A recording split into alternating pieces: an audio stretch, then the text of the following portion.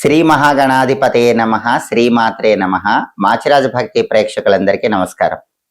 నవగ్రహాలలో సూర్యుడు జూన్ నెల 15వ తేదీ సోమవారం మధ్యాహ్నం 12:58 వృషభ రాశిలో నుంచి మిథున రాశిలోకి ప్రవేశిస్తున్నాడు.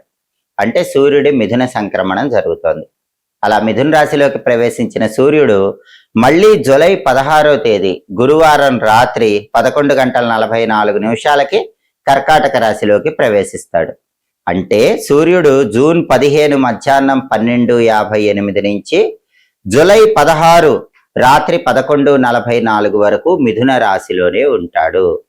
అలా మిథున రాశిలో ఉన్నటువంటి సూర్యుడు ద్వాదశ రాశుల వారికి ఎటువంటి ఫలితాలను కలిగింపజేస్తాడో, సూర్య భగవానుడి మిథున సంక్రమణము ద్వాదశ రాశుల వారికి ఏ ఏ విషయాలలో ఎలాంటి ప్రభావాన్ని కలిగింపజేస్తుందో, అనుకూలించే రాశుల వాళ్ళు అనుకూల ఫలితాలు రెట్టింపు చేసుకోవటానికి, వ్యతిరేకించే రాశుల వారు వ్యతిరేక ఫలితాలు తగ్గింపజేసుకోవటానికి సూర్యుడికి సంబంధించిన ఎటువంటి శక్తివంతమైన పరిహారాలు చేసుకోవాలో ఈ వీడియోలో మనం తెలుసుకుందాం. తదుపరి వృశ్చిక రాశి. వృశ్చిక రాశి వాళ్ళకి సూర్యుడి మిథున సంక్రమణం వల్ల ఏర్పడే ఫలితాలు పరిశీలిస్తే, సూర్యుడు జూన్ 15వ తేదీ మధ్యాహ్నం 12:58 మిథున రాశిలోకి ప్రవేశించగానే, సూర్యుడి మిథున సంక్రమణం జరగగానే వృశ్చిక రాశి వాళ్ళకి ఈ సూర్యుడి మిథున సంక్రమణం 8వ స్థానంలో ప్రారంభమవుతుంది. ఎందుకంటే వృశ్చిక రాశి నుంచి లెక్కబెట్టినప్పుడు వృశ్చికం, ధనుస్సు, మకరం, కుంభం, మీనం, మేషం, వృషభం, మిథునం. సూర్యుడి సంచారంలో మార్పు జరిగిన మిథున రాశి వృశ్చిక రాశికి 8వ రాశి అవుతుంది. అంటే దీన్ని అష్టమ స్థానం అంటారు. జ్యోతిష శాస్త్ర గోచార గ్రంథాల ప్రకారం మీ జన్మరాశి నుంచి 8వ స్థానం అష్టమ స్థానంలోకి వచ్చిన సూర్యుడు వ్యతిరేక ఫలితాలు ఇస్తాడు. ఈ వ్యతిరేక ఫలితాలు జూలై 16 వరకు వృశ్చిక రాశి వాళ్ళకు ఉంటాయి. ఏ విషయాల్లో వ్యతిరేక ఫలితాలు ఇస్తాడు? సూర్యుడిచ్చే వ్యతిరేక ఫలితాల నుంచి బయటపడాలంటే వృశ్చిక రాశి వాళ్ళు ఎలాంటి ప్రత్యేకమైన జాగ్రత్తలు తీసుకోవాలి, ఎలాంటి శక్తివంతమైన పరిహారాలు చేసుకోవాలి, ఈ విషయాన్ని పరిశీలిస్తే 8వ స్థానంలో వచ్చినటువంటి సూర్యుడు వృశ్చిక రాశి వాళ్ళకి ఏం చేస్తాడంటే జీర్ణ శక్తి మందగించేలాగా చేస్తాడు. ఉదర సంబంధమైనటువంటి అనారోగ్యాలు కలిగింపజేస్తాడు. కాబట్టి వృశ్చిక రాశి వాళ్ళు ఏం చేయాలి? జూన్ 15వ తేదీ నుంచి జూలై 16వ తేదీ వరకు సూర్యుడు అష్టమంలో ఉన్నాడు కాబట్టి డైజెషన్ సరిగ్గా అవ్వని పదార్థాలు ఆహారంలో స్వీకరించరాదు. ఒకవేళ స్వీకరిస్తే ఉదర సంబంధమైన అనారోగ్య సమస్యలు వస్తాయి. పీచు పదార్థాలు ఎక్కువగా ఆహారంగా తీసుకునే ప్రయత్నం చేయాలి. ప్రధానంగా వృశ్చిక రాశి విద్యార్థులు ఎవరైనా సరే హాస్టల్స్ లో ఉండే వాళ్ళు కూడా ఆరోగ్యపరంగా డైజెషన్ ప్రాబ్లమ్స్ వచ్చే అవకాశం ఉంది. కాబట్టి పీచు పదార్థాలు ఎక్కువగా ఆహారంలో స్వీకరిస్తూ ఉండాలి. అలాగే వ్యాపార పరంగా 8వ స్థానంలో సూర్యుడు భాగస్వాములతో గొడవలయ్యేలాగా చేస్తాడు. కాబట్టి వృశ్చిక రాశి వాళ్ళకి ఏం జరుగుతుందంటే పార్ట్నర్షిప్ బిజినెస్ లో పార్ట్నర్స్ తో గొడవలయ్యే అవకాశం ఈ సమయంలో ఉంటుంది. అలా గొడవలు రాకుండా జాగ్రత్త పడండి. మీ పార్ట్నర్ తో ఏదైనా డిస్ప్యూట్ వచ్చినా సరే కూర్చొని ప్రశాంతంగా మాట్లాడుకునే ప్రయత్నం చేయండి. అంతేగాని మీ పార్ట్నర్ తో గొడవ పడకండి. ఎందుకంటే బిజినెస్ పార్ట్నర్స్ తో గొడవలు వచ్చి పార్ట్నర్షిప్ బిజినెస్ అనేది స్ట్రక్ అయిపోయేలాగా 8వ స్థానంలో సూర్యుడు ఫలితం ఇస్తాడు. కాబట్టి మీరు తీసుకోవాల్సిన జాగ్రత్త ఏంటంటే పార్ట్నర్ తో కూర్చొని మాట్లాడటం, గొడవని కాంప్రమైజ్ చేసుకోవటం, ఇలాంటి జాగ్రత్త తీసుకోవాలి. అలాగే కొత్త ఇన్వెస్ట్మెంట్స్ ఏవి కూడా పార్ట్నర్షిప్ బిజినెస్ లో ఈ టైంలో పెట్టకూడదు. పెడితే కనుక అష్టమ స్థానంలో సూర్యుడి వల్ల ప్రాబ్లమ్స్ వచ్చే అవకాశం ఉంటుంది. కావాలంటే జూలై 16వ తేదీ తర్వాత పార్ట్నర్షిప్ బిజినెస్ లో ఇన్వెస్ట్మెంట్లు పెట్టుకోవచ్చు.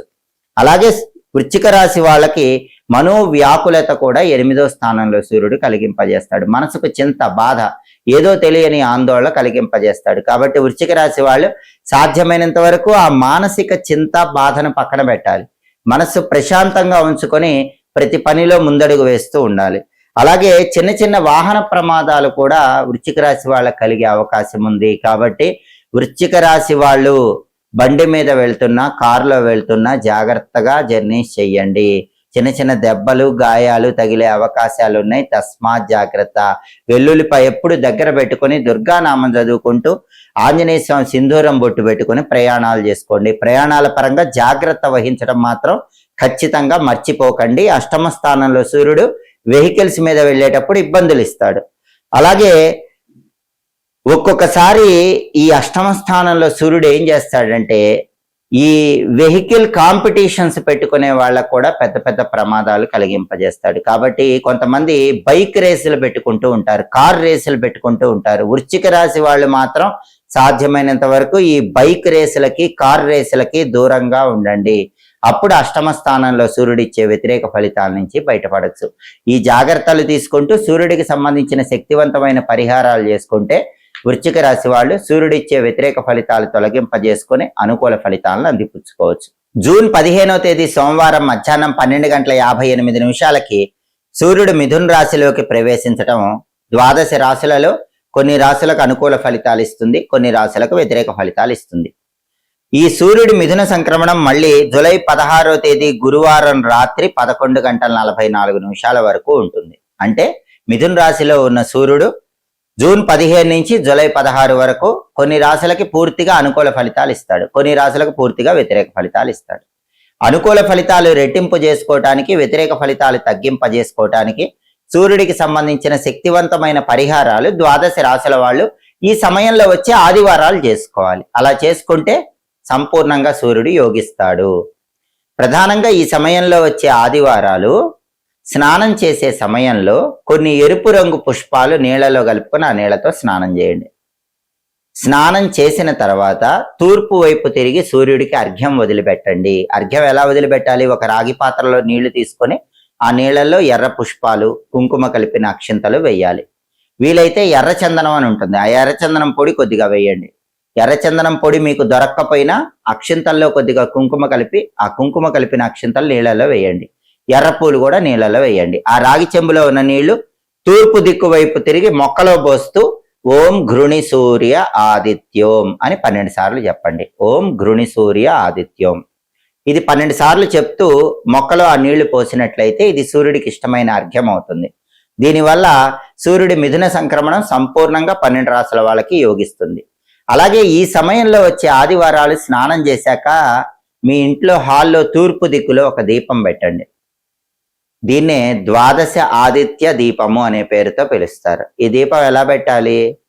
మీ ఇంట్లో హాల్లో తూర్పు దిక్కులో జూన్ 15 నుంచి జూలై 16 మధ్యలో వచ్చే ఆదివారాలు ఎప్పుడైనా సరే స్నానం చేశాక ఒక పీట పెట్టండి. ఆ పీటకు పసుపు రాసి కుంకుమ బొట్లు పెట్టండి. ఆ పీట మీద బియ్య పిండితో ముగ్గు వేయండి. అక్కడ ఒక మట్టి ప్రమిదలో ఇంకొక మట్టి ప్రమిద ఆ పీట మీద ఉంచి నువ్వుల నూనె పోసి 12 ఎర్ర ఒత్తులు తీసుకొని ఆ 12 ఎర్ర ఒత్తులు కలిపి ఒకే ఒత్తిగా చేసి ఆ ఒత్తి తూర్పు వైపు వెలిగేలా దీపం పెట్టండి. దీన్ని ద్వాదశ ఆదిత్య దీపం అంటారు. ఇలా పీట పెట్టుకోవటం, పీట మీద ముగ్గులు వేయటం అలా చేయలేకపోయినా పర్వాలేదు. మామూలుగా ఒక మట్టి ప్రమిదలో ఇంకో మట్టి ప్రమిద ఉంచి నువ్వుల నూనె పోసి 12 ఎర్ర ఒత్తులు కలిపి ఒక ఒత్తిగా చేసి ఆ ఒత్తి తూర్పు వైపు వెలిగేలాగా హాల్లో దీపం పెట్టండి. ఒకవేళ ఎర్ర ఒత్తులు దొరక్కపోతే ఏం చేయాలి? ఒత్తులకి పూర్తిగా తడి కుంకుమ రాయాలి. అప్పుడు అవి ఎర్ర ఒత్తులు అవుతాయి. 12 ఎర్ర ఒత్తులు కలిపి ఒక ఒత్తిగా చేసి ఆ ఒత్తి తూర్పు దిక్కు వైపు వెలిగేలా దీపం పెడితే దీన్ని ద్వాదశ ఆదిత్య దీపం అంటారు. దీనివల్ల కూడా సూర్యుడి మిథున సంక్రమణం 12 రాశుల వాళ్ళకి అద్భుతంగా యోగిస్తుంది. అలాగే ఈ సమయంలో వచ్చే ఆదివారాలు అంటే జూన్ 15 నుంచి జూలై 16 మధ్యలో వచ్చే ఆదివారాలు రవిహోరలో గోధుమలు దానం ఇచ్చుకోండి. రవిహోర అంటే ఆదివారం ఉదయం 6 నుంచి 7 మధ్యలో కానీ, మధ్యాహ్నం 1 నుంచి 2 మధ్యలో కానీ, రాత్రి 8 నుంచి 9 మధ్యలో కానీ రవిహోర ఉంటుంది. ఆ రవిహోర ఉన్న సమయంలో కేజీంబావు గోధుమలు ఎర్ర వస్త్రంలో మూటగట్టి ఎక్కడైనా టెంపుల్లో పంతులు గారికి దానం ఇచ్చుకోండి. దానం ఎవరు తీసుకోకపోతే ఏం చేయాలి? అటువంటప్పుడు గోధుమలు నానబెట్టి కొద్దిగా బెల్లంతో పాటు కలిపి ఈ రవిహోర ఉన్న సమయంలో ఆవుకు పెట్టండి. ఆవుకు పెట్టడం కూడా వీలు కాకపోతే ఏం చేయాలి?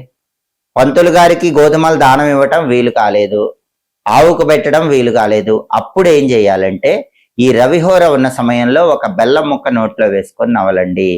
అది సూర్యుడికి ఇష్టమైంది కాబట్టి ఆదివారం పూట రవిహోరలో సూర్యుడికి ఇష్టమైన బెల్లం ముక్క నవిలినా కూడా సూర్యుడి బలం పెరుగుతుంది. అలాగే ఆదివారం ఉపవాసం ఉంటే మంచిది. సాధ్యమైనంత వరకు ఆదివారం మాంసాహారం తీసుకోకూడదు. ఎవరైనా మాంసాహారం తినేవాళ్ళున్నా ఆదివారం మాత్రం ఎట్టి పరిస్థితుల్లో తినకూడదని ఆదిత్య హృదయంలో కూడా చెప్పారు. మాంసాహారం విడిచిపెట్టండి. అలాగే శాకాహారం అయినా సరే వీలైతే ఆదివారం ఉపవాసం ఉండండి. ఆదివారం ఉపవాసం ఉండి రాత్రికి గోధుమ రవ్వతో చేసిన పదార్థాలు తినండి. గోధుమ ఉప్మా లాంటివి తినండి. అది సూర్యుడికి ఇష్టమైన ఉపవాసం అవుతుంది. దానివల్ల కూడా సూర్యుడి మిథున సంక్రమణం సంపూర్ణంగా అనుకూల ఫలితాలు ఇస్తుంది. అలాగే ఈ సమయంలో వచ్చే ఆదివారాలు సూర్యాష్టకం కానీ ఆదిత్య హృదయం కానీ చదవటం లేదా వినటం చేయండి. అన్ని స్తోత్రాలు చదవటం వినటానికి సమయం లేకపోతే ఓం సవిత్రే నమః 12 సార్లు అనుకోండి. జూన్ 15 నుంచి జూలై 16 మధ్యలో వచ్చే ఆదివారాలు మీకు వీలైనప్పుడు ఓం సవిత్రే నమః అని 12 సార్లు అనుకున్నా కూడా సూర్యుడి మిథున సంక్రమణం సంపూర్ణంగా యోగిస్తుంది. సూర్యుడికి అధిష్టాన దైవం విష్ణుమూర్తి కాబట్టి ఓం నమో నారాయణాయ అష్టాక్షరి మంత్రాన్ని ఆదివారాలు వీలైనన్ని సార్లు చదివినా కూడా సూర్యుడు సంపూర్ణంగా యోగిస్తాడు. విష్ణు సహస్రనామం చాంటింగ్ విన్నా కూడా సూర్యుడు బ్రహ్మాండంగా యోగిస్తాడు. కాబట్టి జూన్ 15 సోమవారం నుంచి జూలై 16 గురువారం వరకు సూర్యుడు మిథున రాశిలో ఉంటాడు. సూర్యుడు మిథున సంక్రమణం జరిగింది. ఇది 12 రాశుల వాళ్ళకి పూర్తిగా యోగించాలంటే ఈ పరిహారాల్లో మీకు వీలైన పరిహారాలు చేసుకోండి. సూర్యుడిచ్చే వ్యతిరేక ఫలితాలు తొలగింపజేసుకోండి. అనుకూల ఫలితాలను రెట్టింపు చేసుకోండి. ఎప్పటికప్పుడు ఖగోళంలో గ్రహాల సంచారంలో వచ్చే మార్పు గురించి తెలుసుకోవాలనుకుంటున్నారా? ఆ గ్రహాల సంచారంలో వచ్చే మార్పు మీ రాశికి అనుకూల ఫలితాలను ఇస్తుందో వ్యతిరేక ఫలితాలు ఇస్తుందో తెలుసుకోవాలనుకుంటున్నారా? అయితే మాచిరాజు భక్తి ఛానల్ తప్పకుండా చూడండి. మా వీడియోస్ మీకు నచ్చినట్లయితే మా ఛానల్ లైక్ చేయండి, కామెంట్ చేయండి. మా ఛానల్ వీడియోస్ 10 మంది మిత్రులకు షేర్ చేయండి. మా ఛానల్ సబ్స్క్రైబ్ చేసుకోండి. పక్కనున్న బెల్ సింబల్ నొక్కటం మాత్రం మర్చిపోకండి. సర్వే జనాః సుఖినో భవంతు. స్వస్తి.